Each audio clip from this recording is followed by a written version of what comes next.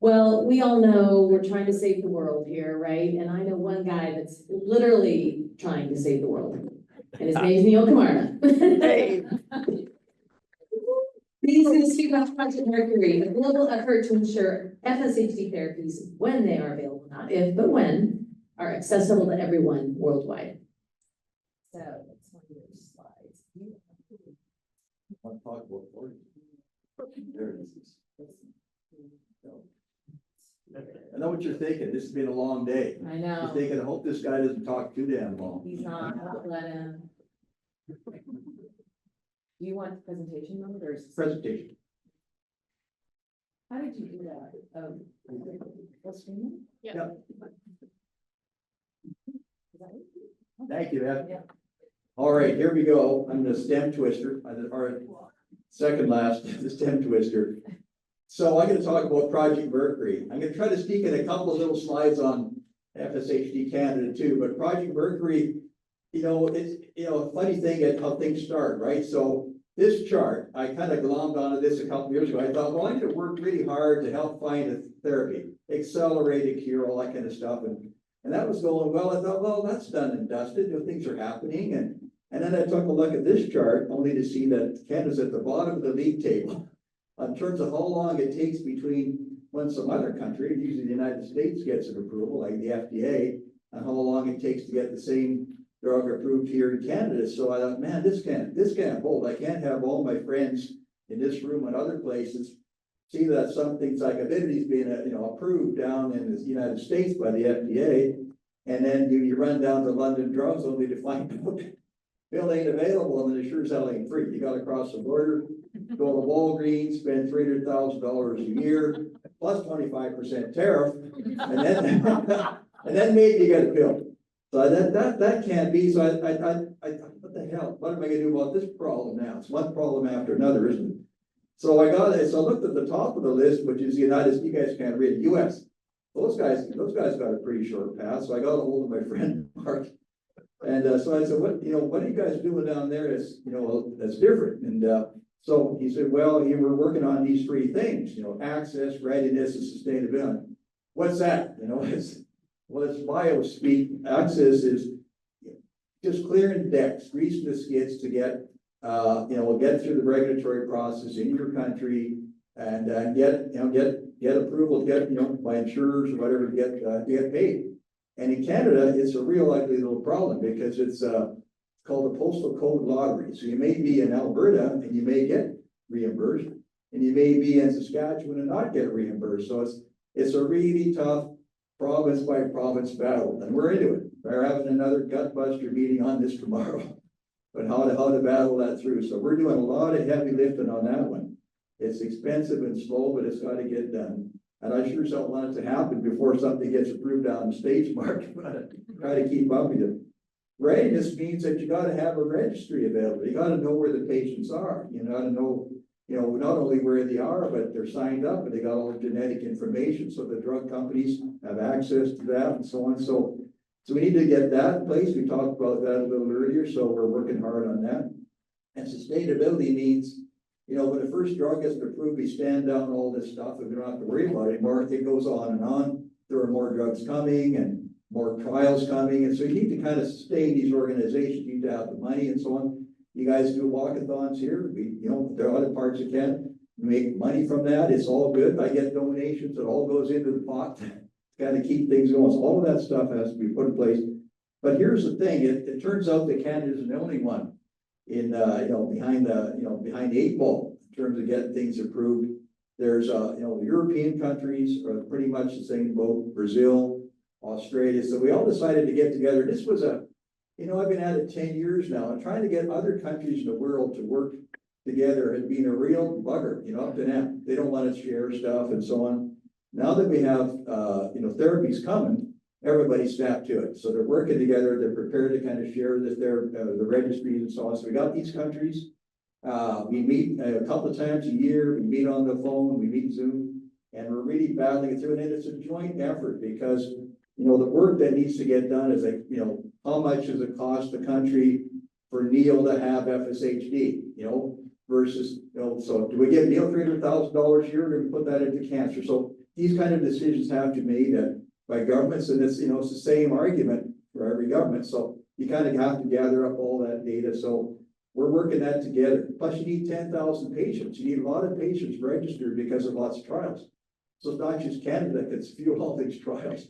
We need people all over the world, and pick Brazil. Brazil's got a city called Sao Paulo. I've been there. It's got more people than almost as many people as all of Canada put together. So there's a lot of patients there. So bringing them into the loop, for example, that gets us access to a lot of patients. And this is just my last slide on Project Mercury. It really is all about, it's still called accelerating access, right? Making sure that people get access, but it really is accelerating hope. I mean, it really does. And I meet all these people, see people around the world. You get to, get FSHD and see the world. So I'm part of a global thing now. And you see so many people around the world, like the folks in this room, all really, really keen to get access to those pills and get them for free just as fast as you can go. Now, I'm going to slip in a couple more slides, just real quick. Am I still ahead of the line? No, it's all right. Okay, anyway, so this, here's some other stuff they're working on in FSHD Canada. You wonder where your money's going? Again, thanks for all your donations. Muscle regeneration, the Satellos guy was here, and that was a white space. Nobody was working on muscle regeneration in FSHD. We're all working to stop DUX4, that's important. Nobody working on muscle regeneration, but other organizations where SMA were doing it, Duchenne's were doing it, because they already had a therapy. And the patients wake up the next day and they say, well, thanks for stopping my disease. How do I get my muscles back? So they've been working on that for a while. And why the hell can't we work on that in parallel? Why do we have to wait for some cure and then start? Why would we take so long? So there was a white space. We jumped into it as FSHD Canada. I won't get into it. It's an interesting story. I don't want to get started, but bottom line, we've been testing compounds, and we tested 21 compounds. We had a lot of failures. I'm an old oily guy from Alberta. I know what it's like to drill a dry hole or two. We drilled a lot of dry holes. Drilled 21. We got 15 dry holes, but 6 hits. We got 6 real good hits. Satellos is one of them. 5 others I can't name, but Satellos is a depression so we can name. So those are compounds that, in spite of these are mice. You might thought, man, mice that have our disease, they're neomice. They have the DUX4, but in spite of that, we grew their muscles and got their energy back. We work on the mitochondria as well. So these are really good compounds. They'll get to clinic pretty quickly because they're repurposed. They're being used right. The Satellos one is being already out there for DMD. So pretty quick to get that one switched over to FSHD. So that's a very good thing. Not only stopping our disease, getting our muscle back. So that's an FSHD Canada thing. Thank you for helping me with that. The other thing is, I can't talk much about it, but this is Innovation Hub. The pharma companies want one-stop shopping. They want to get access to the registries. They want to get access to the clinics. They want to get access to the data. We put that all in one place, one-stop shopping. It's like a little gold mine for FSH companies who want to get into the FSHD business, like Avidity, Fulcrum and others. So we got all that put together. That's I think that gives us a real edge, where it's not a competition thing, but it kind of is. We want to make sure people invest in the drug business in FSHD. We talked about CNDR and Better Life. We're sponsoring that again. Thanks for your support, your donations. That goes towards getting our registry in good shape here in Canada, and the Better Life thing. I think that it isn't quite an app yet. Somebody said, is it an app? I hope it's going to be an app soon, but it is pretty damn good thing as it is, and it gets all that information there that you need. And here's an interesting one. We do a lot of funny little things too, like for example, upper body. I've got not only weak lower body, but I've got a weak upper body, and people, Duchenne's people are working on this thing called the Elevex, which is a way to kind of help assist your upper body lifting things. It's designed for teenage boys in England. Okay. That want to go to a bar and look cool and lift a glass of beer. So it's engineered to not be a big ugly damn thing that with a crane sitting on top of your head. It's really, really light. I tried it. It's with really high speed drone-like technology that it's a twisted thread technology. It's really cool. Anyway, we're putting some sponsorship into that as well. So we're doing a lot of cool things thanks to you guys. World FSHD Day, okay, coming to Canada. And coming to the rest of the world, I have to thank my daughters for getting this kicked off. I think it was their idea. they said, they got a hold of the Calgary Tower, said, we want to paint the the lights on the Calgary Tower, but it's, this day or that day of the year, Halloween, it's orange, whatever, so let's make it orange for FSHD Day, so they got that agreed to, and then I think Canada Place in Vancouver is gonna go with orange and CN Tower, and then my daughter sent me this thing, and I was putting this flag together. I think it's fake. It's our new Prime Minister Carrie with orange hair. That thing, I think it's fake, and he's gonna go meet with Mr. Trump, who's also got some orange hair. Right? I think Ottawa may be in on it too, I don't know. But again, thank you very much for all your support. I don't have any money around for baseball hats or any kind of expensive, but you just get those stickers, that's it. But enjoy them. Thank you very much.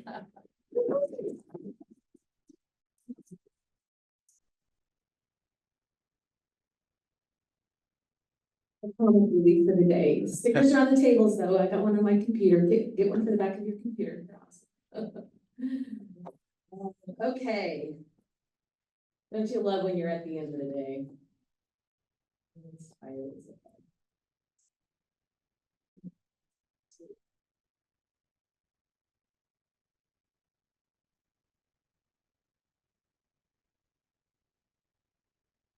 We heard from everybody today, getting involved. I mean, if there's one thing we can all do while we wait is get involved. So I'm going to show you some ways that we can get involved.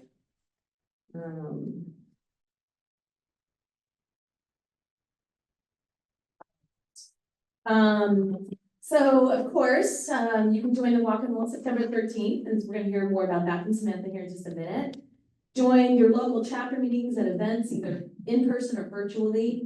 Become more involved with the chapter here. It's such an amazing chapter, you guys. There's so many cool people here. Help Carrie get meetings set up, coordinating events, do other things, give her some ideas on things to do. Just help out with all aspects of running the chapter. It's a great way to get involved. You can join one of our many online communities with what we call the Gathering Place, the Wellness Hour, the Care Partner Hour, specifically for people who care for people with FSHD, the Early Onset Parent Roundtable. So if you have a child or you are a person with early onset, you can join that group. Our Women on Wellness group is just for the women in the group. Feeling Fit, if you're wanting to do some of the exercise programs that were talked about today. Our young adults group is really great. It's all for the millennials and below that just want to talk about what it's like to try to navigate the workforce and things like that as a person with FSHD. And our newly formed Everything Early Onset group is fantastic for anyone who has been diagnosed with early onset FSHD. All right, and if you guys have been on or have listened to our twice monthly episodes of the FSHD Straight Talk, it's a podcast. Our talented Tim Hollenbach leads it. He interviews some really cool and interesting folks. So tune into that. You can find it on YouTube. You can find it anywhere you listen to your podcasts. You can follow us on social media to engage and learn more there. We've got a great social media manager, and they are just amazing at keeping us informed on social. Connect to care and other resources through what we call our FSHD Navigator. We used to call it 1-800-CALL-ANNA because my colleague Anna Gilmore started the program, but literally call up, where do I find help? How do I get access? How do I get this insured? Everything is in that system, and it's on our website. I think it's navigator.fshtsdsociety.org. Great. You can come to amazing educational programs like this one, our regional FSHD 360 conferences. The next one is going to be in Vancouver, June 1, and then we have some in the fall in both Philly and Atlanta. That's right. Those are the ones that are going to be in the fall. Participate in online education through our monthly FSHD University webinars. They're amazing, and they're all kept on our YouTube channel, so go back and explore them all. A lot of people in this room have been guests and given great insights through our FSHD University. They're wonderful webinars. And we'd like to announce our biennial FSHD Connect conference happening next June 2026 in Chicago. So see you there. Yeah. So, all right. Oh, wait. All right. So the question was asked, counted 3 times today. What can we do to make sure that we are ready for treatments when they come? First thing you can do is participate in research, as we said, and you don't have to participate in a clinical trial of a drug to participate in research. And I'm going to look at this guy right here. He just signed up for the MOVE study. He goes all the way to Montreal to be in the MOVE study. So thank you for doing that, because that is so very important to all of the drug studies that are happening right now. So make sure if you see a survey, take it, cndr.org, get signed up for that, get signed up for, of course, the MOVE studies and any other studies that you see. It's so important to participate in research. Get a genetic test. You have to have a genetic confirmation in order to get treatments when they come down the pipeline. It also allows us to better understand how many people are actually affected by FSHD. So be sure that you have that genetic confirmation. And that being said, after you join CNDR and Better Life when it comes, make sure that your provider has this code on your medical record. It's the only way that we know what the prevalence is of this disease. And so coming down the pipeline, if an insurance company says, there's 4 people in Ontario that have FSHD, well, actually, there's about 400, and because this code might not be on your medical record, they won't know about it. It is G71.02. Write it down. Make sure that your medical provider has this code on your medical record. Reestablish care, we talked about that. Make sure that you either establish care or reestablish care with one of the amazing doctors that were in the room today. And keep well, do all the things just to keep yourself healthy, because drugs are coming, guys, but you gotta be healthy to take them. So make sure that you're doing everything you can to keep yourself healthy and educated, which you are, because you're here. All right, I'm not gonna go through all of these, but these are all virtual events, you guys. These are everything just in the next month that are happening. So there's just so many ways to engage, to be entertained, to connect with people from all over the world. These are all virtual events that you can attend. All right, and also all of our events are on our website. These change, they might be modified a little bit, but you can get all the deets on our event page on the website. All right, upcoming events. Neil mentioned this, June 20th is World FSHD Day, and we are lighting Canada orange from coast to coast, man. You talked about, you know, having the Calgary Tower. CN Tower And the CN Tower, we just confirmed that this week, you guys. The CN Tower is gonna get lit orange. and Niagara Falls. And.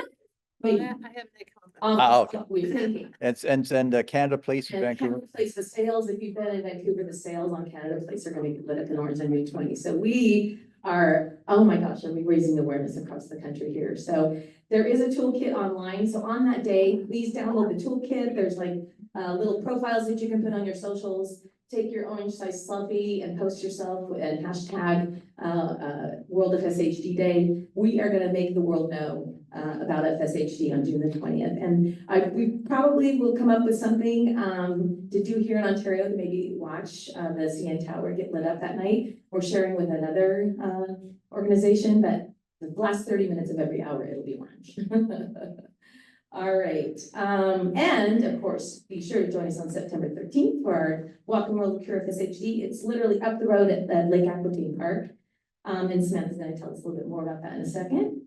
But now I'd like to ask Carrie to come back up and just say a few words about the chapter. And Samantha, if you wanna come up and be ready to say a few words about the walk.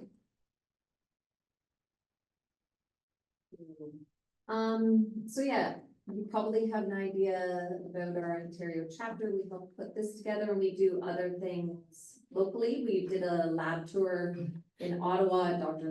Lockmuller's lab. We've had Neil and other people do virtual webinars that you can attend. We've had specialists come and talk to people. Coming up, we'll do something for June 20th. Either we meet in Toronto or someone's there and we join virtually from home. We'll figure something out, maybe both. Yeah, probably both. And we'll have a meeting in November. We normally do brunch with 10, 20 people. Of course, we can accommodate more, and that's at Milestones in Richmond Hill. Always open to changing the location, but picking a location is tough.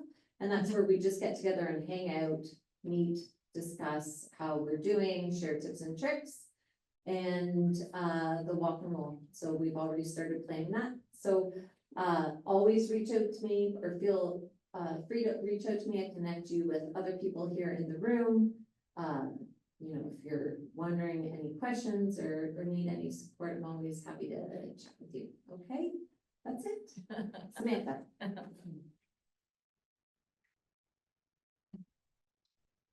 Alrighty, hello everyone. My name is Samantha Johnston and I am the committee leader for the Ontario Walk and Roll to Cure FSHD. I know I'm the last presenter for today. You're probably like, oh my God, stop talking. And I promise I'll keep it short. I'm gonna channel Neil's yeehaw for the last one. I know I'm not from Alberta, but I'm from Colorado. So, you know, Rocky Mountains, close enough.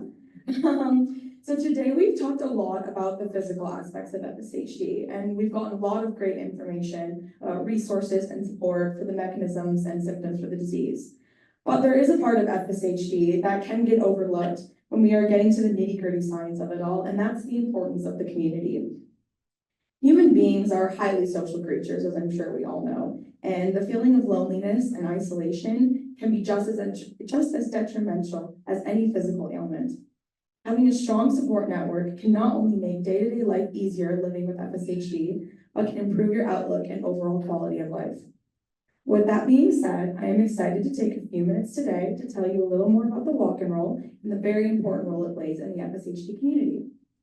The Walk and Roll first began back in 2018 in my hometown of Denver, Colorado, and the idea was pretty simple. We wanted a fun, creative, effective way to raise money and keep it relatively low cost. It doesn't require a professional event planner, and it can be done with a pretty low budget. All you need is just a little passion and some organization. That made it so much more inviting for volunteers to get involved and want to lead these things. Because after all, no one wants to plan an event that's going to take over every weekend of their life and be annoying. So the very first walk was a huge success. Far more people showed up than we had expected, and we raised an incredible amount of money and awareness. Most importantly, everyone had a blast. It was everything you could hope for a nonprofit fundraiser. Since then, the Walk and Roll has become a cornerstone of fundraising for the FSHD Society. Today, there are more than 30 Walk and Roll events held each year across the US and Canada. They've raised over $4 million for FSHD research and patient support, and each year those numbers continue to grow. While fundraising is vital, and truly we wouldn't be where we are today without it, the Walk and Roll is about so much more than just raising some money. Before my family and I became active members of the FSHD community, we were simply the loved ones of someone who had been newly diagnosed, my dad. I'm sure many of you have had very similar experiences to ours. We had so many questions and a heavy sense of anxiety about what the future may hold. My mom, who I'm sure you can see, was ready to lead the charge. She dove in headfirst, researching everything she could, making phone calls, and quickly getting involved with the FSHD Society, which at the time was only the FSH Society. There was no D, that was D. She wanted answers, and she wasn't going to wait around for anyone to come with us. Thanks to her determination, we were able to learn more about my dad's diagnosis, and more importantly, we found ourselves a part of this strong, inspiring, and let's be honest, really fun community. But as grateful as I am for my mom's take charge attitude, I recognize that not everyone has someone like this in their corner. For many patients, it's not as easy to just pick up the phone and talk to a stranger about something so personal and vulnerable. Some just aren't ready to reach out. I've even met people who are hesitant to meet others with their same diagnosis because they're intimidated or unsure of what to expect. And that is exactly why the Walk and Roll is so special. It removes the pressure of that first step. It's simply a joyful day filled with welcoming people, hopefully great weather, and a relaxed walk in the park. And along the way, you just might find the connections and resources that you didn't even know you were looking for when you were ready for them. For some people, attending the Walk and Roll is the very first time they've ever met anyone else living with FSHD. It's a chance to connect with others who understand their experiences firsthand and to realize that they don't have to go through this alone. I've seen it myself. I remember one participant who had spotted an ad for the Walk and Roll on a local community bulletin board. He decided, on a whim, to come check us out. Before that day, he had never met anyone else living with FSHD and had been feeling incredibly isolated. He told us after how much he loved the event, how relaxed, welcoming, and easy it was to meet others. Afterward, he got connected with our chapter director and is now an active, thriving member of our community. This is the true power of the Walk and Roll. It creates a safe, welcoming space for people to build community without the pressure of having to seek it out on their own. As Dr. Hydrogenn said earlier in his talk, this is a very, very special community with an incredibly inspiring outlook on life. I mean, like he said, everyone is just so positive, right? And there's not many places where you can find that. There's an immeasurable value in empowering patients and their families because together we are stronger and together we will cure this disease. Thank you so much to everyone who has supported the walk and roll. I hope you know just how much of an impact you've made, not just through fundraising, but by changing lives, building connections, and bringing a comfort to so many families. This year's Ontario Walk and Roll is going to be held September 13th at Lake Aquatine Park here in Mississauga. We would love to see each and every one of you there. The site for the walk and roll will be going live on May 6th. On all of your tables, there's some flyers. Feel free to scan that QR code. You can get your team started, your fundraising pages set up, and just, kind of get the fun aspect of the walk going. Also, for the walk and roll, we are looking for additional volunteers, especially high school age students. I know when I was in high school, a big thing was getting your volunteer service hours. So if anyone in high school who would like to, come hang out for a couple hours and check that off the box, we would love to have you. Please feel free to contact me as well. I think I have a slide on here with me. Oops. Maybe. Anyways. Where? Oh, here it is.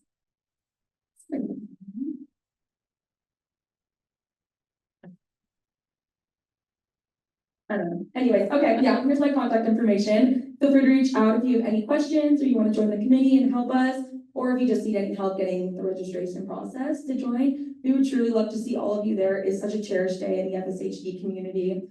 Thank you all so much, and I hope you enjoyed today's conference.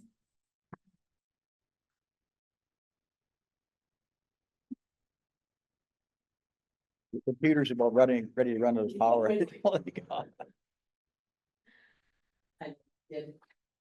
All right, as she said, please don't hesitate to reach out. If you want to snap a picture of our contact information, Carrie's information, Samantha's information, and that navigator that I mentioned, that information's on here as well. That QR code leads you to the website to sign up to make sure that you don't miss any emails or communications that come out at all.